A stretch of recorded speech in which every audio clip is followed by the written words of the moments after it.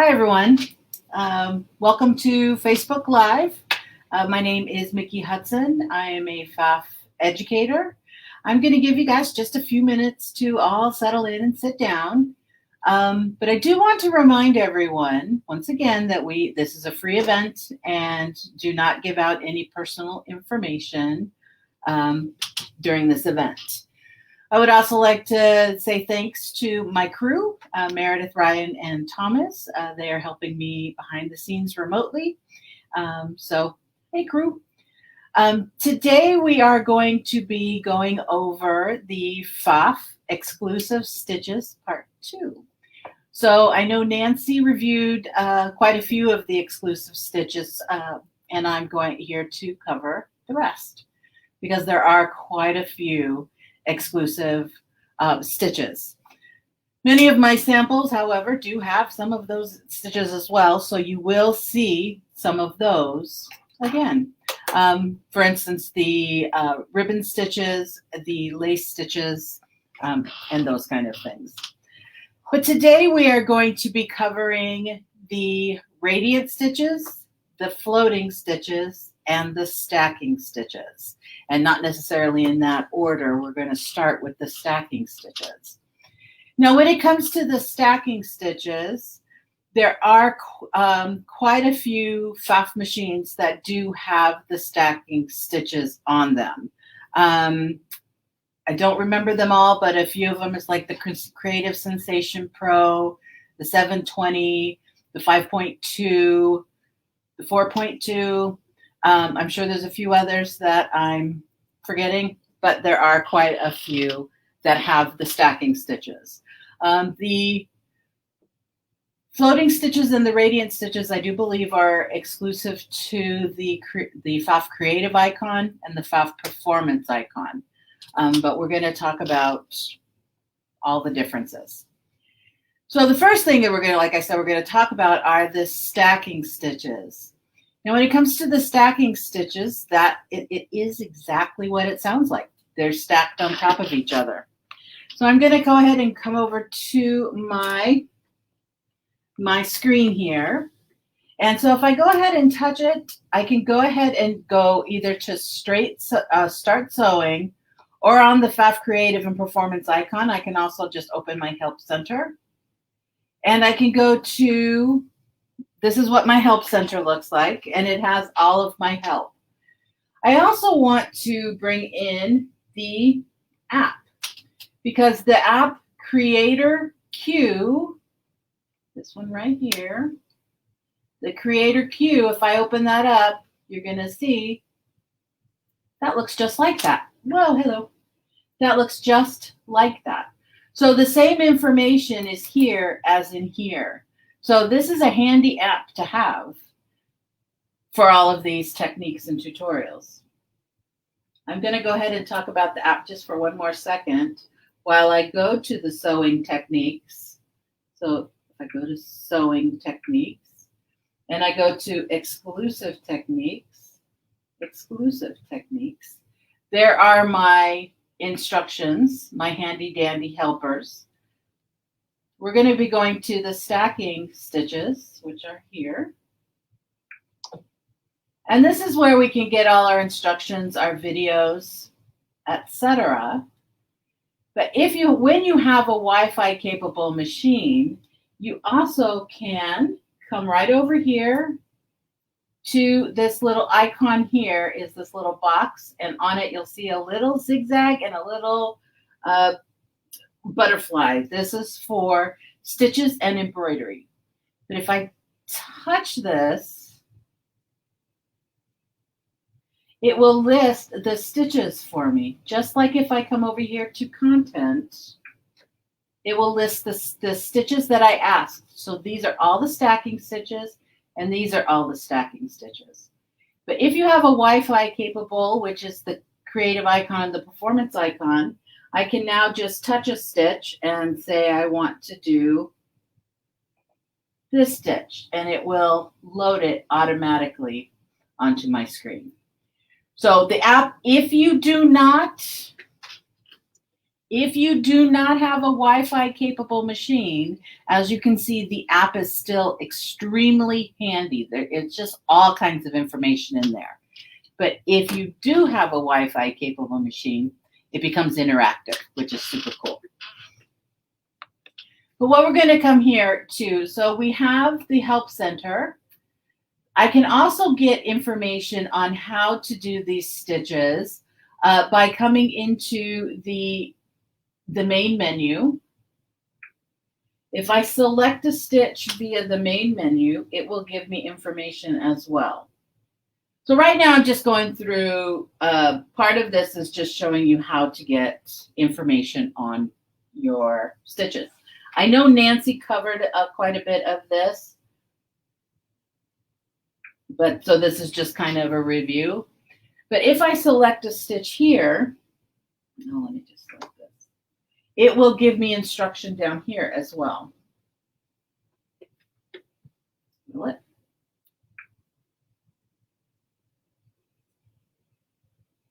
And I know it will if I come here.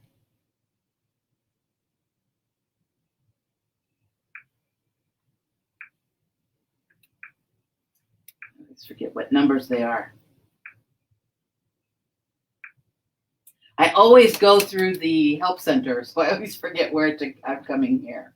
But if I were to ask the question here, yeah, see, this doesn't have the same information as like the radiant stitches and the ribbon stitches.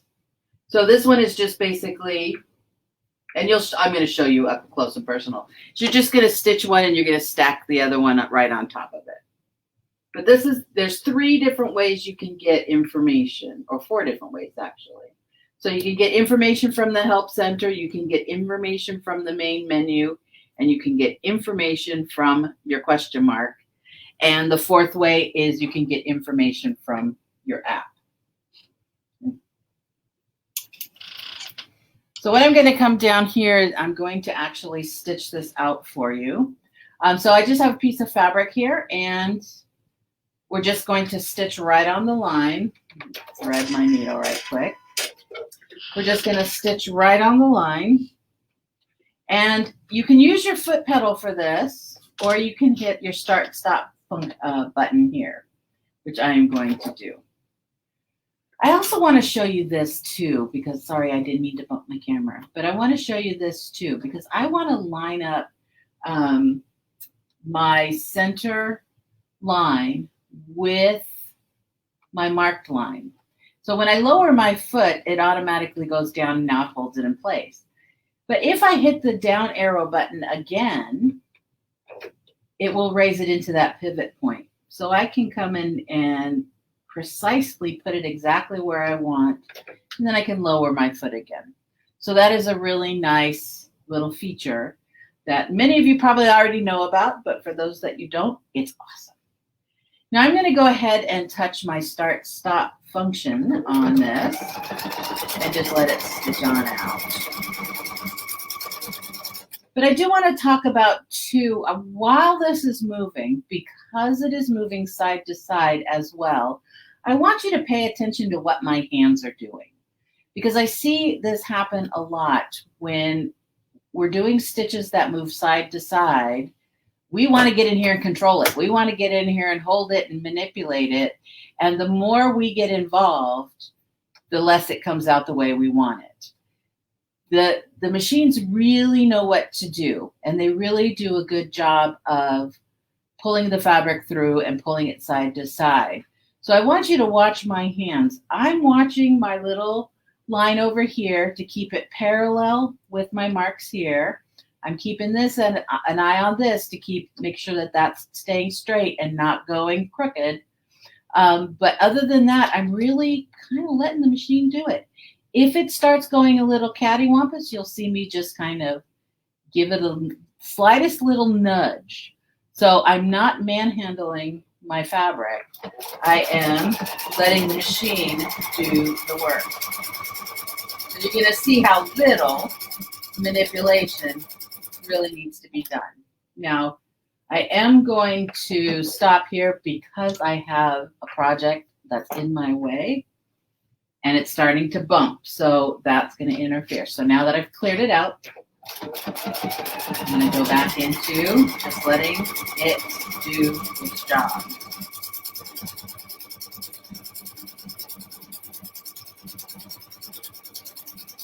So I just went ahead and hit the scissors. When you hit the scissors, let me stop. Wait till I'm stopped here.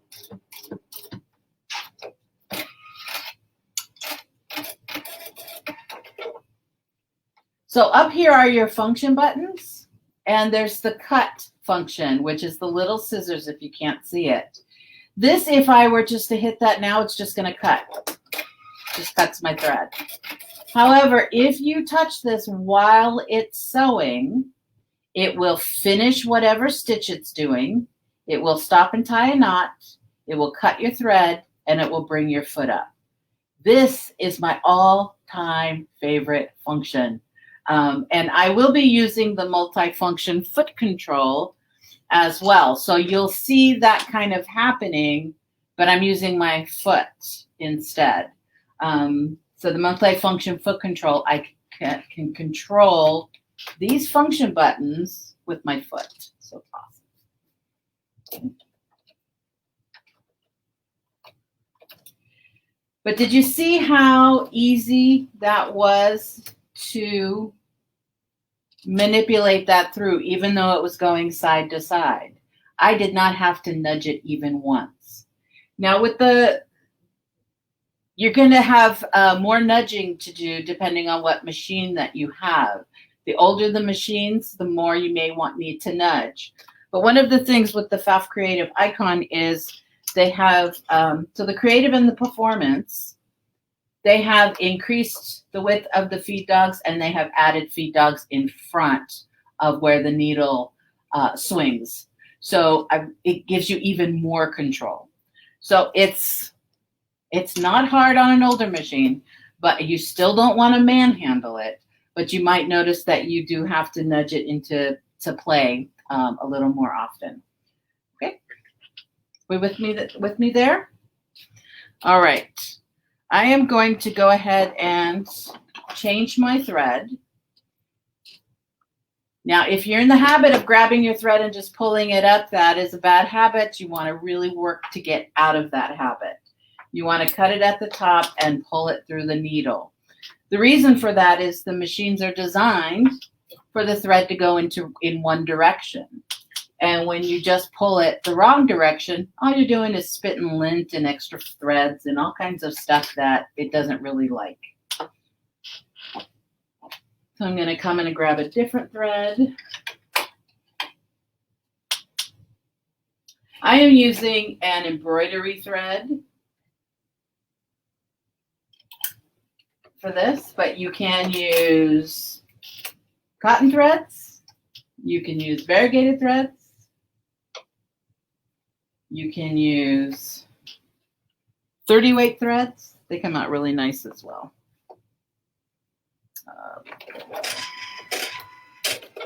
Okay, so how the stacking works is right now I have this stitched out, and this is right where my needle, my stitch started.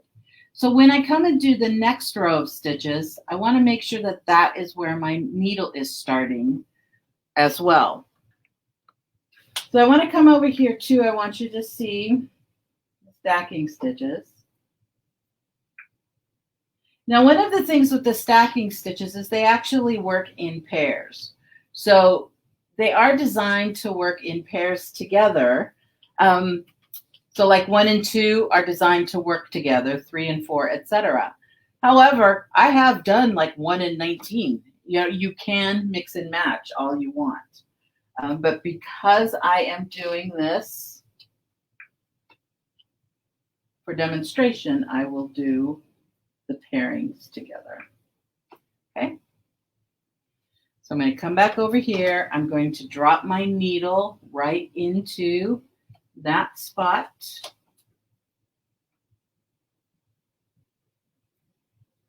So once I have my needle in that spot, let me get my thread out of the way here. Again, I can, if I put my foot down and I need to adjust, I just touch it again, and then I'm ready to go. So I'm going to go ahead and give it, this time I'm going to use my foot pedal, and I'm just going to give it some gas.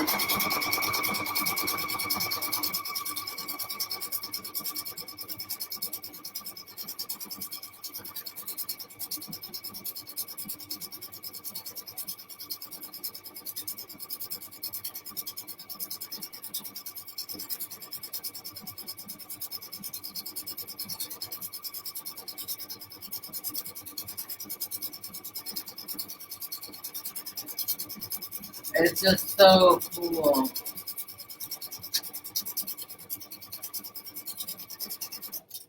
And they do make some really cute, interesting designs. I'm going to change my angle a little bit of my foot, so that, or my camera, so that you can see how, as it's coming out as well, rather than just straight in front. Okay. But there are some really cute designs. And whoops, come here. And I'm here. I'm going to show you how to get to this screen again, so that you don't always have to go through the help menu. So especially if I'm working on stacking stitches, and like I just did, where I've done this and I'm ready to do the next thing and I want to do more stacking stitches, I don't have to come back through the help menu. I can actually come right here to this little P. This is where we're going to find the project we last asked for. So when I come through the help menu and I say, this is what I want to do, let me close this so it's not so confusing. So when I come through the help menu and I say, these are the stitches I want to do, and I've selected my stitch and I make it go away, it's just going to park right here. So you can come and access that again at any time. So once again, I'm going to select and line it up, get it ready, and I'm just going to give it some gas.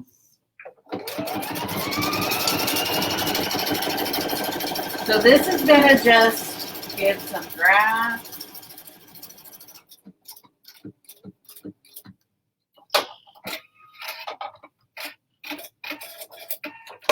And I'm going to change my thread again. Now, there are projects that are more relaxing than others. And the thing with the exclusive stitches is they're really relaxing. Once you get into that groove of it, it is really, really relaxing. So I'm going to go ahead and... So once again, I'm going to come down here and I want to get this thread so that I can see where the starting stitch is. So I know where my starting stitch is, so that I can come and almost did it. I want to come here and I want to select its partner. Isn't he cute? Little mushrooms. So I'm going to come and find that little starting, and I'm going to go ahead and give it some gas.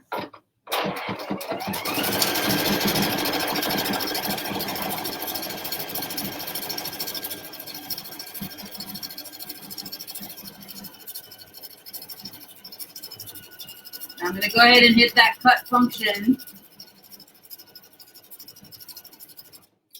So it finishes the stitch. Oh, you still can't see it. Finishes the stitch, ties off, makes a knot, cuts, lifts the foot. Isn't that cute? Any questions about the stacking stitches?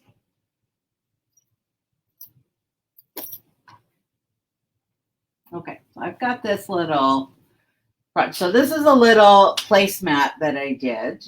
And one of the reasons I chose this particular pattern was because the stacking stitches can work really well for quilt sashing and all kinds of fun stuff like that.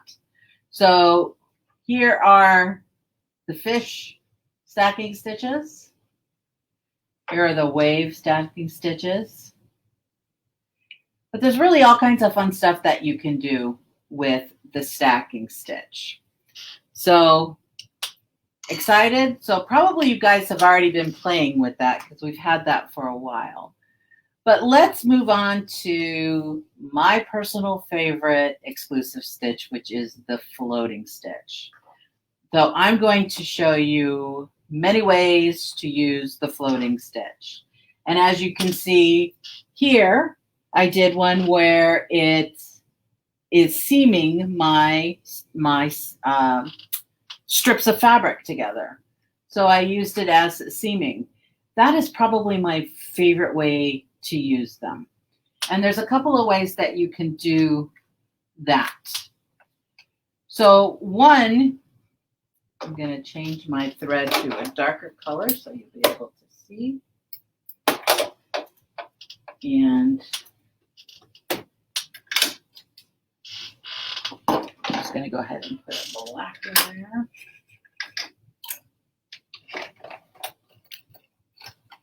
Now, when it comes to using this for straight up piecing, I do want to use some stabilizer because I like to piece this for my quilts. So I want to use 1/4 inch seam allowance, and that puts me very close to the edge of the fabric.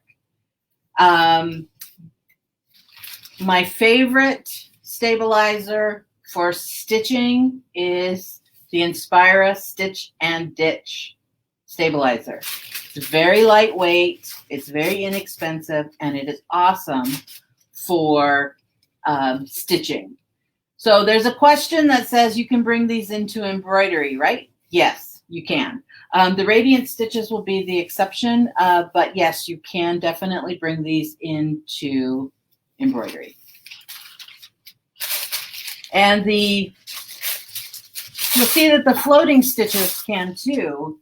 However, the way they are stitched out, you can use them if you're going to do like patchwork piecing with your embroidery, where it's going to stitch your fabric down to where you would stitch the fabric down in the hoop and then open it up before your next stitch. So there's patchwork in the hoop. But yes, these all can be brought into embroidery. All right, so I am going to actually change my stitch. So once again, if I come on over here, you'll notice that there's 2 types of floating stitch options. One is joining, and the one is the whole cloth. We're going to be starting with these, which is they're the same, but they have different instructions when it comes to getting the instructions. So that's why they have the 2 options. However, the content is the same. So I'm going to actually come in, I'm going to just choose this guy. Make sure you can see here. I'm going to change my view. So I've got my Stitch and Ditch stabilizer. I do need to change my foot. And when I do this for piecing, I just like my OA foot. And what I do is I guide my edge of my fabric right along the edge of that inside toe where this is. So you can see where that is. So that's what I'm going to be looking at, is keeping my fabric right along that little groove there.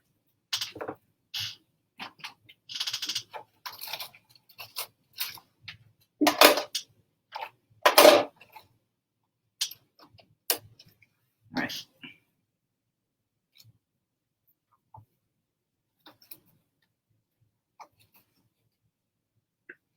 Once again, I'm going to lower, and if I need to reposition. So I've got the edge of my fabric right at the inside of that edge of that toe that I showed you. So what I'm going to do is I'm just going to come along and stitch down the edge here.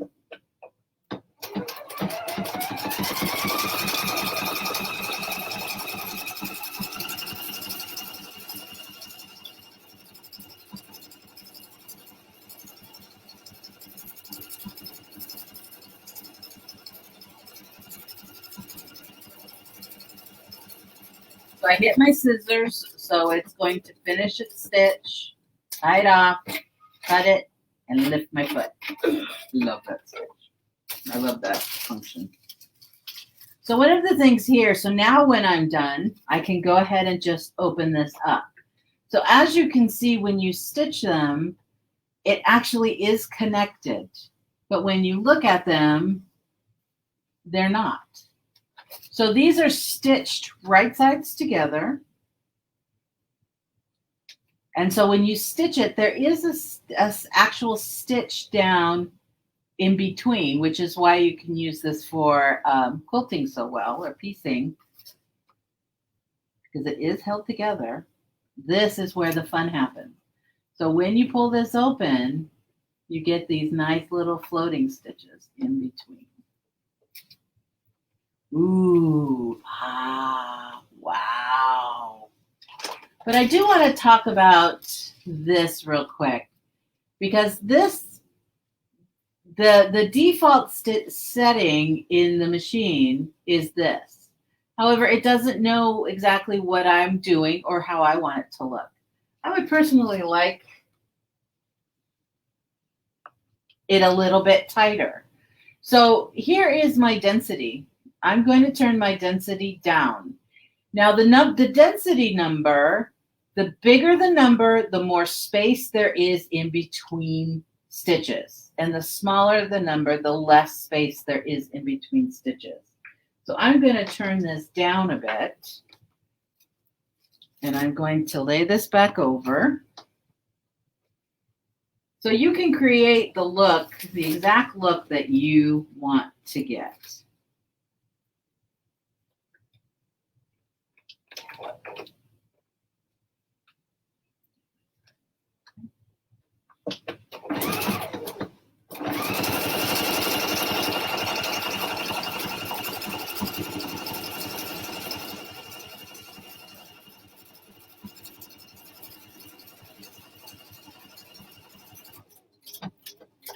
So again, I hit that cut function, over to stop. Okay. So let me open these up.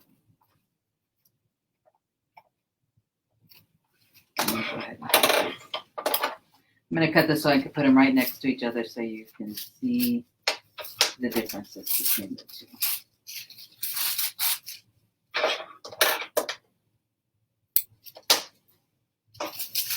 So the density is one of those things that does get overlooked from time to time.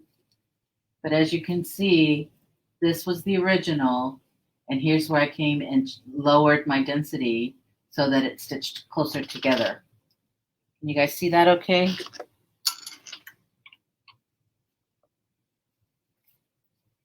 Yes? Okay. Okay, good. So you can piece with these. You can do patchwork piecing in the hoop. You can do quilt as you go, which is also quite fun. So quilt as you go is just like what it sounds like. You're going to take your pieces and stitch them together and quilt as you go. So I'm just going to grab one piece here.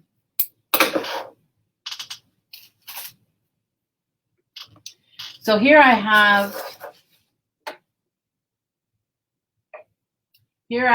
my batting strip, and I have my fabric strips cut. So I'm going to go ahead and sandwich this like I'm making a quilt sandwich.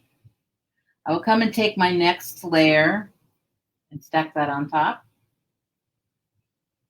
And then I would take my back layer and stack that on the bottom. Okay. So I have my batting in between. So this is my first layer, and now I'm just going to stitch these right sides together. And this is my back, and these are going to stitch right sides together. And that's how it's going to be stacked up. And again, I am going to use my Stitch and Ditch stabilizer. And I'm going to do the same thing.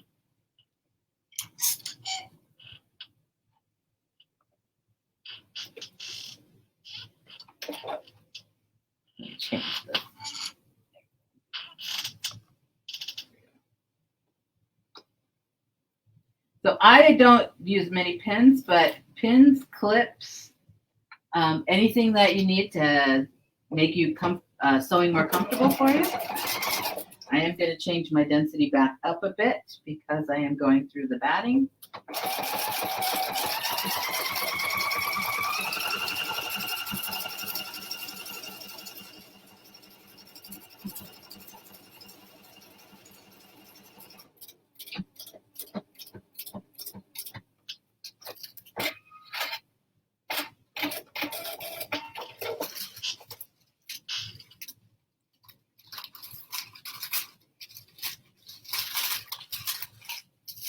So here I have my stitch.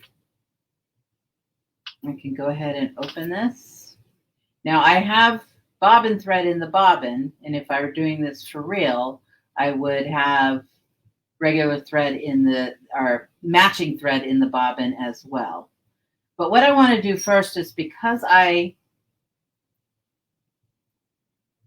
want to add more batting, because I want to open this up, but I want more batting. So I will bring my next piece of batting. And there's lots of stitches that you can use. You can use a zigzag. You can use a triple zigzag. You can use whatever you want. But I like, let me make sure you can see this. I personally like the bridging stitch. Now this is the one that looks like a really bad EKG. And you can use this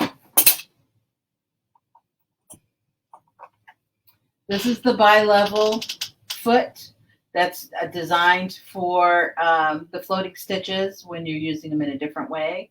So you can use this as well to bridge it. So if you can change your foot, and what this will do is it'll ride the two fabrics right together. This will ride in between. This little blade rides right in between, and you can just butt everything right up to that center blade. Everybody with me?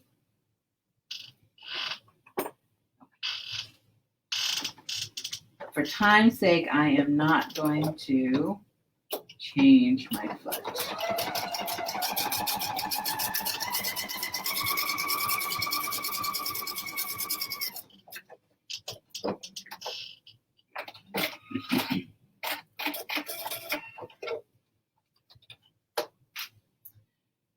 So that's the bridging stitch.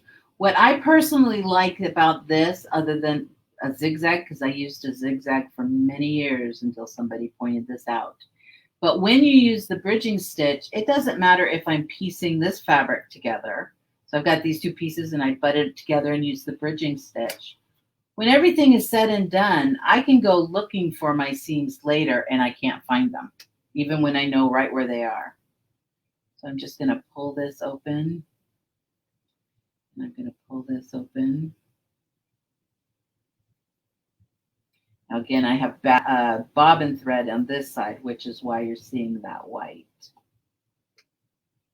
But now I would just come and take my next, actually I'd give it a press, but I would come and take my next pieces of fabric. Here we go. And I'm going to put these right sides together. And I'm going to take these and put these right sides together. And I'm going to go and choose another floating stitch. You can use the same floating stitch. You can use different floating stitches, etc. So again, if I come here, I can come back to my projects. I can choose a floating stitch.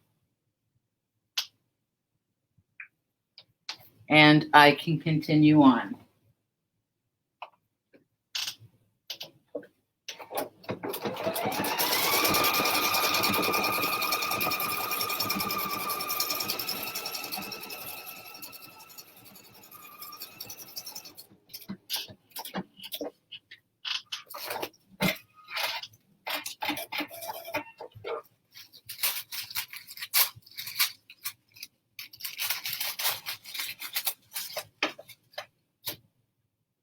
So I can take this and I can add my next piece of batting into it. Everywhere.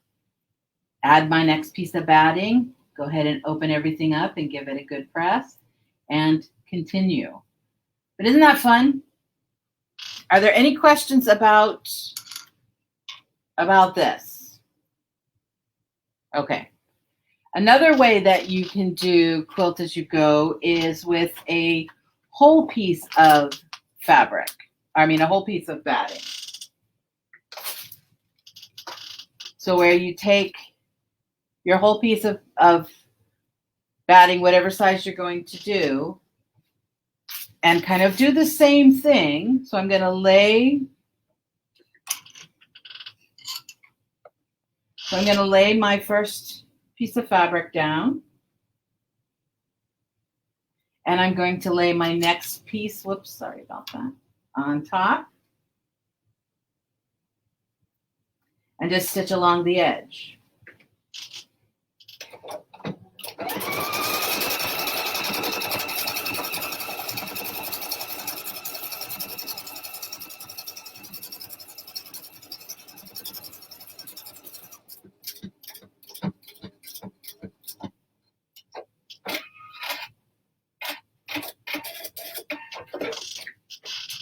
Then I can just open this up and continue, press it, go on, move on, etc.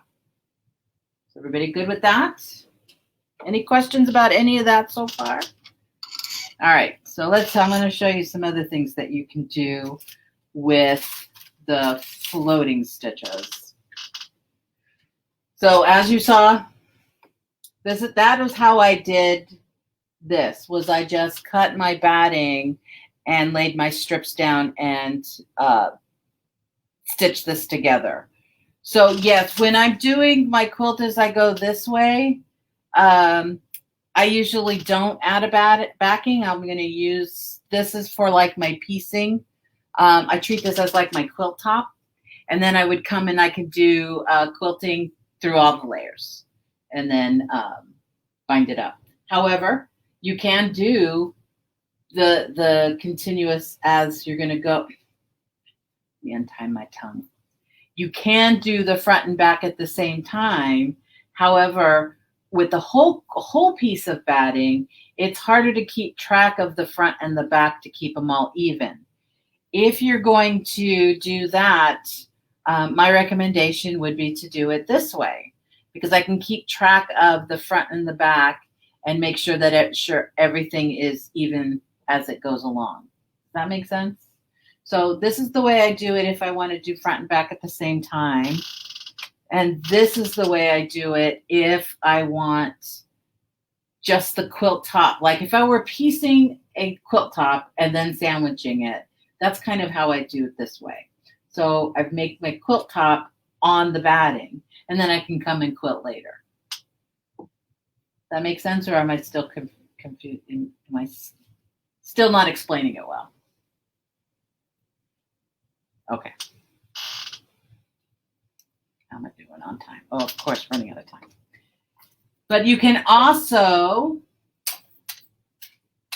so here I made this cute little, there are some single zipper bags patterns out there, and this is kind of one of them.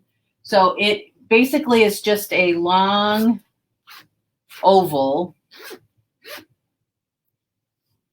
that got a zipper attached to it. But as you can see here, I just pieced.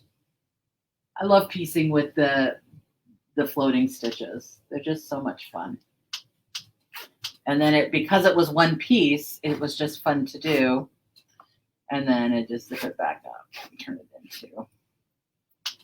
So any little project where you have just pieces of fabric, they just work really, really well. But one thing I do want to show you, some of you may have seen my pyramid bag before, especially if you ever watched my Serger Facebook Lives. I love the pyramid bag. And on this one, I pieced with it, but I also attached my zipper with it. So I'm going to show you how to do that.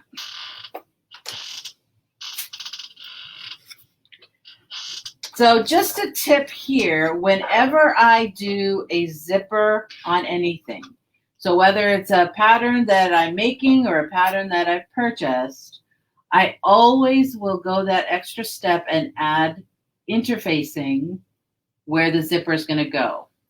And my interfacing is 1 inch wide by 1 inch, whatever, 1 inch longer than I need. So like on a purse top or something, I just go all the way across.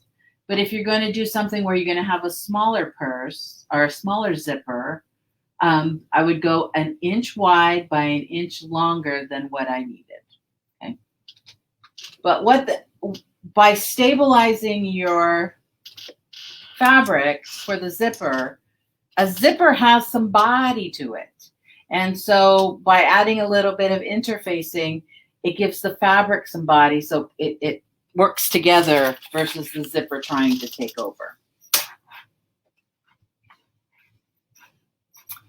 And once again, I have mentioned this before in my Facebook Lives.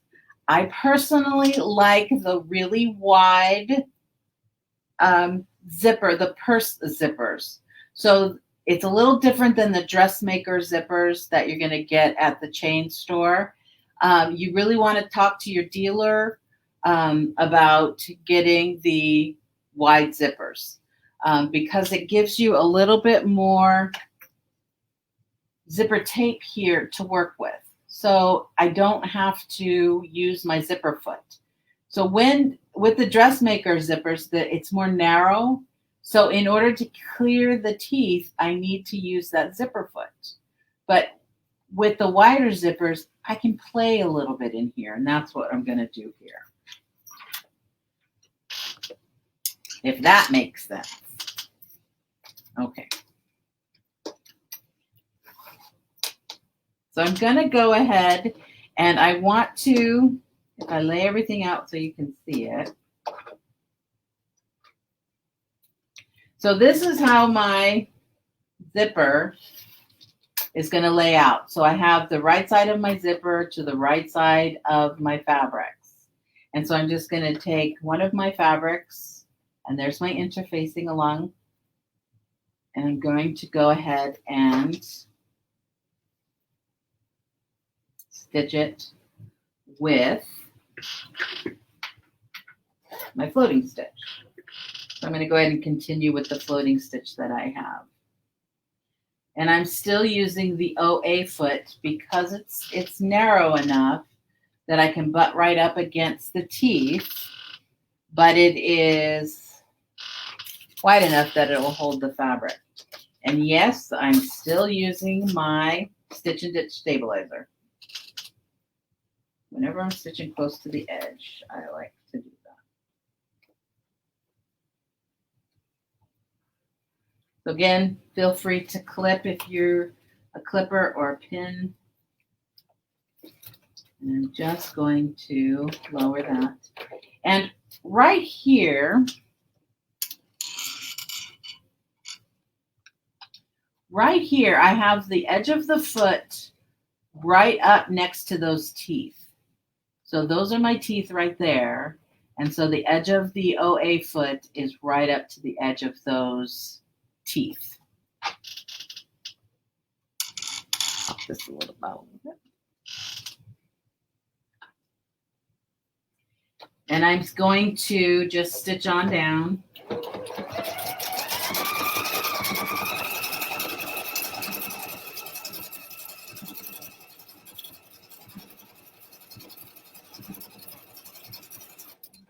I'm not going to go all the way down. I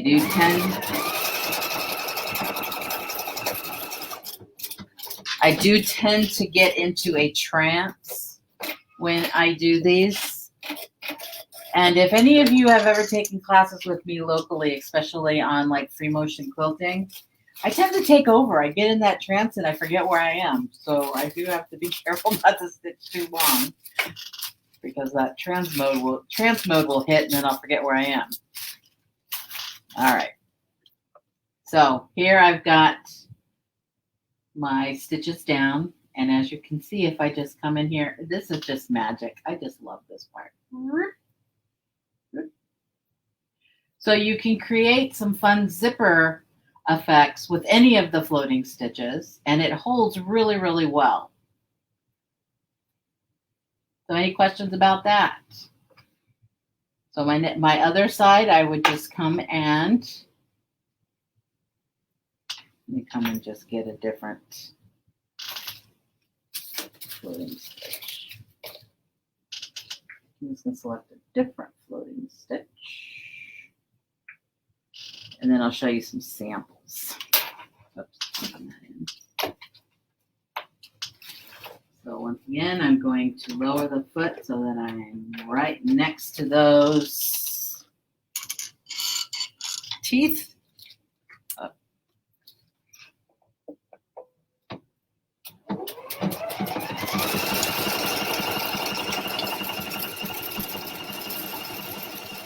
But I do want to get to the radiant stitches before we run out of time. Okay.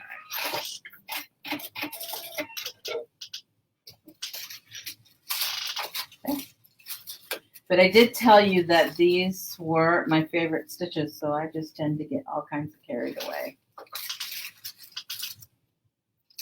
Cool. All right. So let me show you some fun stuff that I've done with them. You've seen my little placemats. You've seen my little bag.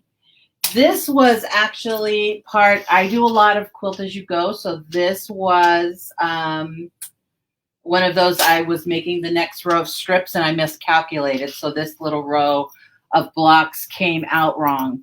So I just turned it into this little bag. But as you can see, I used the ribbon stitches and the floating stitches. Fun.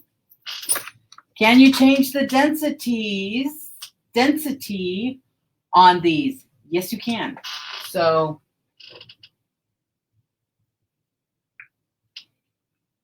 once again, it's right here. So you've got the stitch width, stitch length, and right next to it is density.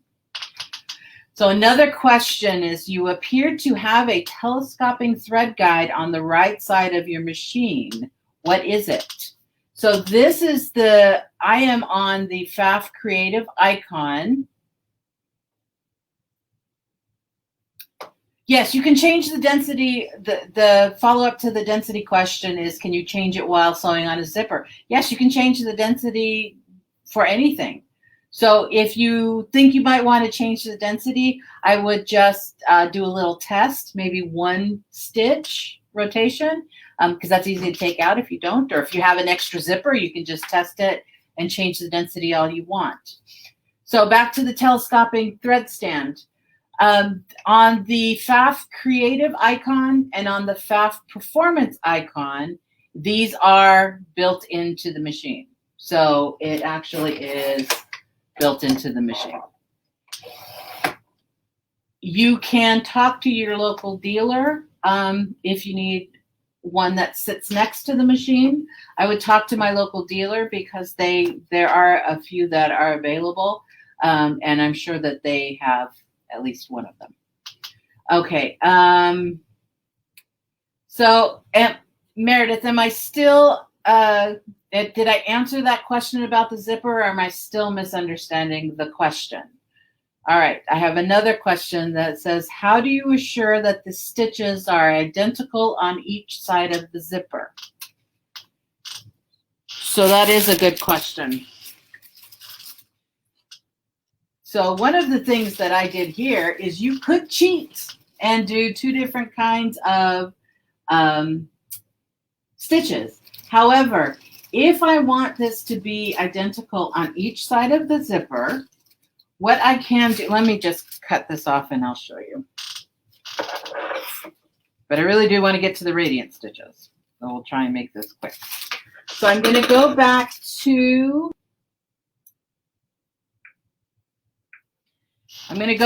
this guy because he's kind of really obvious. All right. And I'm just going to grab the other end of the zipper rather than cutting it down. So what I'm going to do is I'm going to Need another piece of, whoops, you can't see what I'm doing. So I'm grabbing another piece of the Stitch and Ditch. Yep, I got 10 minutes.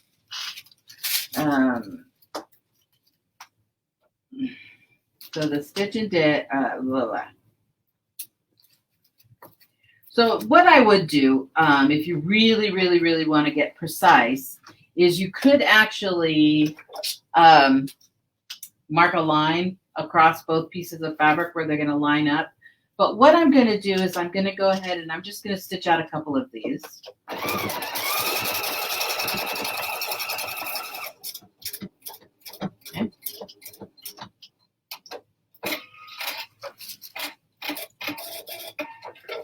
So I've got this here. But if you take a look, this is where my stitch starts. So when it comes to doing this on this side, I would want my stitch to start in the same spot. So you can lay it out, you can mark it. If you have a line across it, you can line up your line. And as you can see, I actually can just come on the other side of the zipper and stitch the other side. Let me see if I did this. I was really eyeballing it, so let me see. But yes, it does require a little bit of, not too bad, but a little bit of paying attention to where this stitch starts so that it's marked on this side so that when you start, you can start exactly the same starting point, if that makes sense. Which also will bring me back to the function buttons. If you are unfamiliar, there is a function button right here that looks like a triangle, half a triangle with a line at the top. That is your stitch restart button. So when you finish with the zipper, if you touch that stitch restart button, it's going to start that stitch directly at the beginning again. So you can line them up really, really even.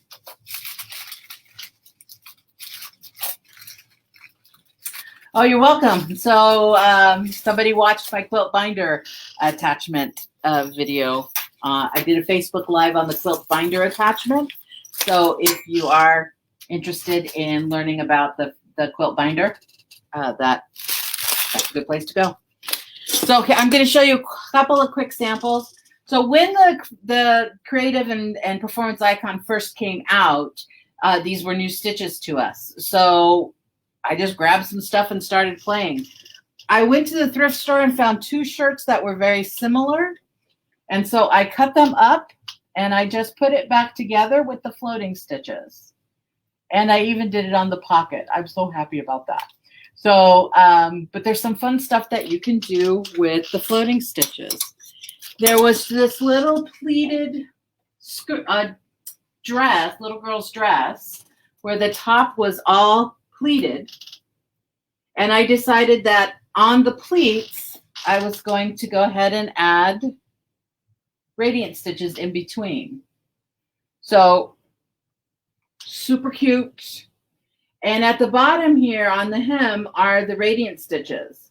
So I am going to show you the radiant stitches right now. Wait, I should probably show you this real quick before we go. One more thing when it comes to the floating stitches is a single layer. So once again, everything is right there.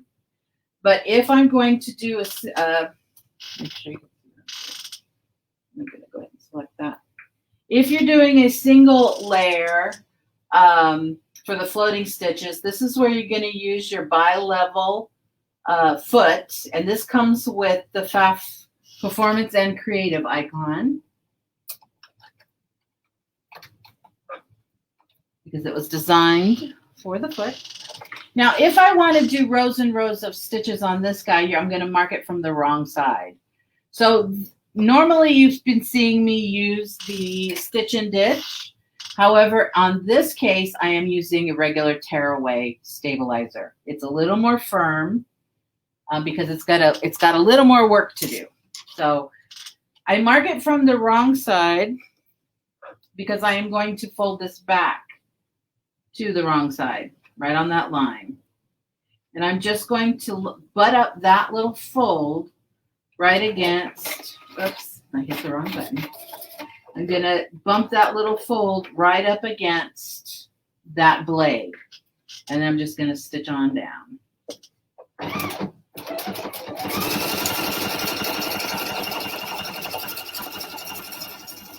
So again, I'm only going to do a couple.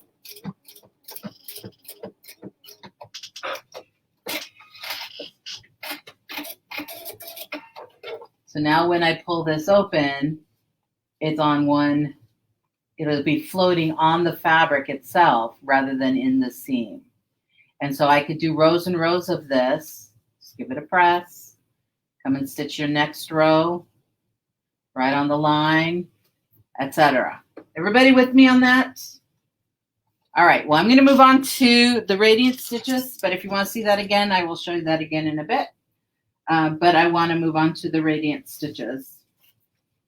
And I was going to show you so many things, but I always run out of time. Okay, and that's not your fault, but I get so excited I want to show you everything. All right, I'm going to change my foot. I'm going to change my stitch. So once again, I'm going to come over to the Help Center. And this one I'm going to do the radiant stitches. Now the radiant stitches are wonderful for curves, but you can use them on the straightaways as well. So like you saw it on that little dress that I did. And I'm going to go ahead and show you this. I'm going to do the big one first. Okay. So one of the things that if you look here, this is a straightaway. But if you look here, let me go to instructions. Whoops. No, but if you look here, they're not on a straight line. They're kind of fanned out. But when I go here, they're in a straight line. This is because audience participation comes into play. We've got a little bit of stuff to do here. And so that's why this is harder to put into the embroidery than the others. So this is going to be using the 2A foot, which if I can find it, that's okay. I'll use this one.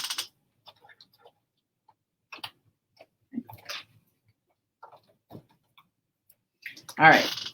So here I went ahead and I just marked some lines here. And I'm going to show you how these work. I want to get you closer.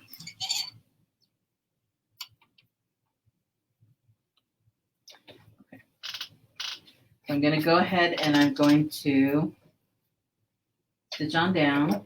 And for this one, you want to make sure that you use your start, stop function button. You do not want to use the gas pedal, because for this one, what's going to happen is it's going to stitch and then it's going to stop and it needs you to do something. If you use the gas pedal, what happens with these programmed stitches is as soon as it starts to slow down, we stop and then we hit the gas again, and then next thing you know, we're off on the wrong spot. So any of the programmed stitches that have stops built into them, it's best to just use the start stop function button. So you're going to see me using that. So I'm just going to come on down and hit start, and I've got the line right down the center of my foot, and it's going to stop and automatically raise the foot. So I'm going to have to turn it. And I know some of you who might have tried this can get a little confused about which way to turn it. The more you play with it, the more it becomes automatic, but it's always going to stitch backwards. So just keep that in mind. It's always going to stitch backwards. So it's stitching. I want the bloom to go this way, so I'm going to turn it so that it can stitch backwards.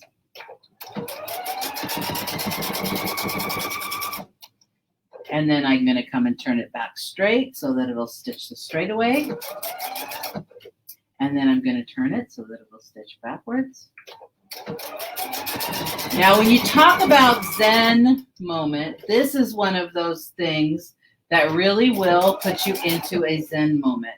Because once you get the rhythm going, it's so relaxing. I'm going to stitch one more, and then I'm going to show you something else to go with it. So to answer the question, are these the radian stitches around your neckline? Yep, they sure are. So when I bought my very first sewing machine or embroidery machine years and years ago, I brought it home and I walked around my house going, what can I embroider? What can I embroider? What can I embroider? And that is exactly what I did when I got these stitches. I started just looking through what can I embroider. And it was just a plain shirt. So yes, I just did the radiant stitches here. And on these, you'll notice that they're kind of going up and down. And that's what I'm going to show you right now. So I'm just changing my thread. And then we do have to wind it up. So I'm going to come over here and I'm going to select a different, oops, not this one. I want to come here. I'm going to select a different. So, no, I'm not coming here either. I'm coming to my part here. That's where they're all saved. So I've got the long ones here. I'm going to go ahead and choose the short ones here. And what I want to do is I want to stitch these so that they're offshot. So I don't want to stitch them right on top of each other. I want there to be a big one and a little one, and a big one and a little one. So I'm going to go ahead and start right on the same hole, the same stitch where it started. I'm going to go ahead and touch my stop function button, and it's going to stop right there. This is the important part. If I go ahead and touch that stitch restart button, and now it's going to start that stitch over again. And now if I hit start again, it's going to go ahead and put me in the right position that I'm now in between.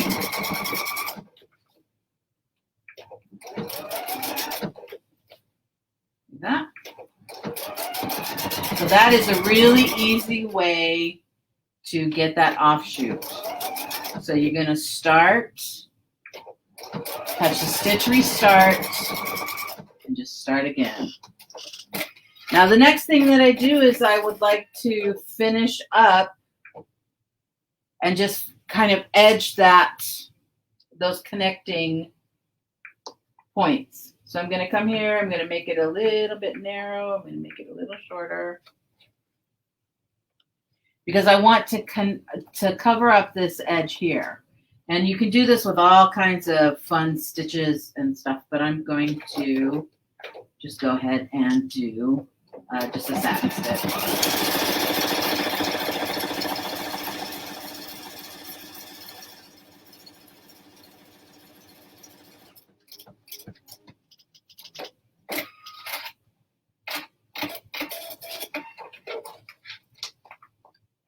Look at how fun that is. So again, to look at the close-up here, this is kind of what I did with the hem of this dress. So you see here, I just did it on a straight, and here it was a curve. This is something that I did when I was first, again, playing with everything, was I was experimenting with all of the stitches. And I just used scrap fabrics just to play with them. And then when I was done with the scrap fabrics, I turned them into the applique fabrics. So nothing went to waste when it came to experimenting with the stitches to see what worked and what didn't. And you just save it that way. So I could sit here for another half hour and show you more, half hour to an hour more, but I know we are out of time. So I'm going to have to wrap it up. If there are any final questions that you have, I can try and address those. If not, I'm going to have to wrap it up and say goodbye, but maybe we can do this again because like I said, I could talk for another hour. So maybe we can schedule another one. down the road at some point. But I want to thank you, everyone, for coming. And I will be stopping by later like I always do. So if you have a question that pops up after we leave, just go ahead and ask it, because I will be popping in over the next couple of days to answer any questions that kind of came later. So I really thank you for coming. And I want to thank my crew, Meredith, Ryan, and Thomas, for helping me out. And I will talk to you all very, very soon. And bye.